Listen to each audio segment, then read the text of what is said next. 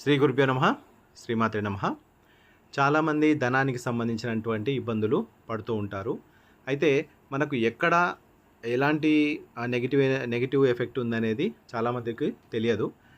ఇది ఒకసారి మీరు మీ ఇంటి లోపల వాస్తులో ఇది ఒకసారి చెక్ చేసుకొని చూడండి.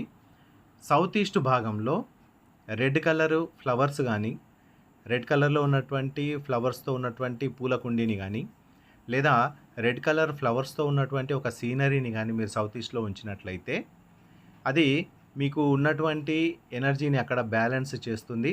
అలాగే మనీకి సంబంధించినటువంటి ఇబ్బందులు లేకుండా ఉంటుంది. అలాగే 7 గుర్రాలకు సంబంధించినటువంటి రెడ్ కలర్లో ఉన్నటువంటి ఫోటోను మీరు అక్కడ ఉంచినట్లయితే అది కూడా మనీకి సంబంధించినటువంటి నెగిటివ్ ఎనర్జీ ఏదైనా ఉంటే దాన్ని పాజిటివ్గా మార్చే అవకాశాలు ఉంటాయి.